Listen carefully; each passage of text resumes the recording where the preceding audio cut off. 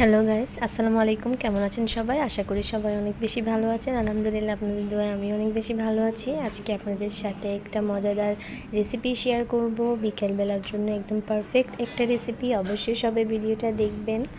তো যেহেতু রেসিপিটা বানাবো, তখন দেখাচ্ছি আমাদের মজা এবং আজকে হচ্ছে মিষ্টি আলু দিয়ে একটা বড়া বানানো হয়েছে। এই যে দেখুন, মিষ্টি আলুর যে পোরটা, সেটাতে হচ্ছে আমরা মানে ময়দা না, সরি, মনে হয় চালের গুঁড়ার পোরটাতে আমরা হচ্ছে কোচানো মিষ্টি আলুগুলোকে দেবো। দেওয়ার পরে তো লবণ আগিয়ে দিয়ে দিলাম। কোচানো মিষ্টি আলুগুলোকে হচ্ছে মানে পানিতে ভিজিয়ে রাখছিলাম, ওইখান থেকে হচ্ছে দিয়ে দিতেছি। অবশ্যই সবাই ভিডিওটা দেখবেন, স্কিপ না করে। বিকেলে নাস্তা হিসাবে এটা পারফেক্ট একটা রেসিপি, অবশ্যই সবাই ট্রাই করবেন। তারপর কুচানো মিষ্টি আলুগুলোকে দিয়ে এবং চামচ দিয়ে হচ্ছে ভালো করে নাড়াচাড়া করে নিব। অনেকক্ষণ ধরে নাড়ানো চাড়ানোর পরে এখন রেস্টে রেখে দিব। রেস্টে হচ্ছে কিছুক্ষণ রাখার পরে আবারও হচ্ছে চামচ দিয়ে আমরা ভালো করে নাড়াবো, যতক্ষণ পর্যন্ত না হচ্ছে মিশে ততক্ষণ পর্যন্ত আমরা হচ্ছে লাড়াতে থাকবো। আর এই যে দেখতে পাচ্ছেন, মিষ্টি আলু যে পোরটা আমরা রেখেছি ওইটাকে হচ্ছে চামচ দিয়ে ভালো করে নাড়াচাড়া করা লাগবে। আর নাড়াচাড়ার মাঝখানে আমরা হচ্ছে কিছুক্ষণ রেস্টে রেখে দিব। রেস্টে রাখার পরে দেখতে পাচ্ছেন ঘরের অবস্থা, আমাদের সামনের রুমে হচ্ছে সবসময় গোছানো থাকে।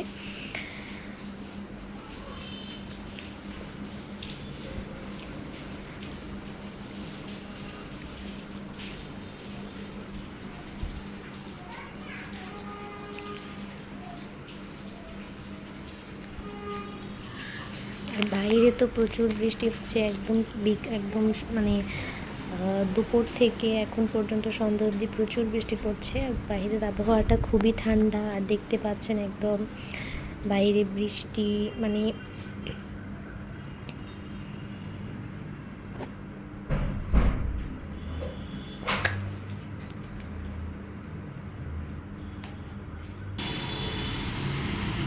আর এই যে দেখুন বাইরের বৃষ্টির আবহাওয়াটা একদম দুপুর থেকে বৃষ্টি হচ্ছে, বাইরে একদম ঝুমঝুম বৃষ্টি পড়তে। আর যেহেতু আজকে বৃষ্টি পড়ছে, আপনাদের সাথে অবশ্যই দুইটা রেসিপি শেয়ার করেছি। একটা হচ্ছে মিষ্টি আলু দিয়ে চড়া পিঠা বানানো এবং হচ্ছে মিষ্টি আলু দিয়ে বড়া বানানো। এখন তো আপনাদেরকে বড়াটা বানানো দেখিয়ে দিলাম, এখন হচ্ছে চড়া পিঠা বানাবো। তার প্রথমে হচ্ছে আমরা একটু খোলা নিয়ে নেব। খোলাটা হচ্ছে পানিতে তেলটা ব্রাশ করে নিব, অবশ্যই আমাদের ব্রাশ আছে। তারপরে হচ্ছে আর তেলটা ব্রাশ করার পরে আমরা চড়া পিঠার যে ডোটা করে রেখেছি সেটা এখন হচ্ছে খোলাতে দিব।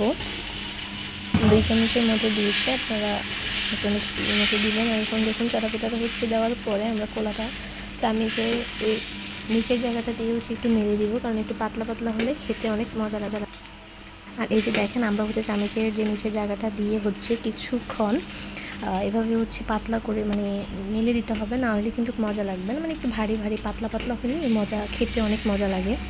আর কিছুক্ষণ ধরে এভাবে করতে করতে আপনাদের নিচের জায়গাটা হয়ে যাবে। তো আমি কিছুক্ষণ হচ্ছে এভাবে চামচের এটা দিয়ে করার পরে কিছুক্ষণ ঢেকে রাখবো, মানে 1-2 মিনিট বা 5 মিনিটের মতো ঢাকানো শেষ। এখন হচ্ছে এটাকে উল্টিয়ে দিব। এই দেখুন, উল্টানোর পরে কিন্তু হয়ে গেছে। এই পিঠাটা খেতে কিন্তু খুবই মজা, অবশ্যই আপনারা ট্রাই করবেন এবং কমেন্টে বলবেন যে কেমন। আর এদিকে দেখেন, রান্না করতে করতে আপনাদের বাইরের আবহাওয়াটা আবারও দেখালাম, বৃষ্টি তো ঝুমঝুম পড়ছে। আপনাদের মানে কাদের জেলায় বা জায়গায় বৃষ্টি হয়েছে অবশ্যই কমেন্টে বলবেন।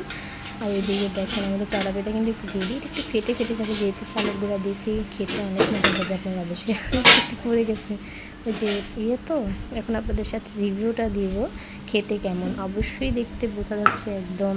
আপনারা একটু লাল লাল করবেন, লাল লাল করে খেতে অনেক মজা, আবার ওইভাবে খেতে অনেক মজা। আর এই যে দেখুন আমাদের বৃষ্টির দিনের চড়া পিঠা।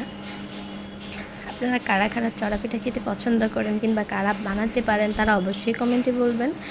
আর আমি কিন্তু ফার্স্ট টাইম, আপনারা কারা এই পিঠাটা খেয়েছেন অবশ্যই কমেন্টে বলবেন। আল্লাহ হাফিজ।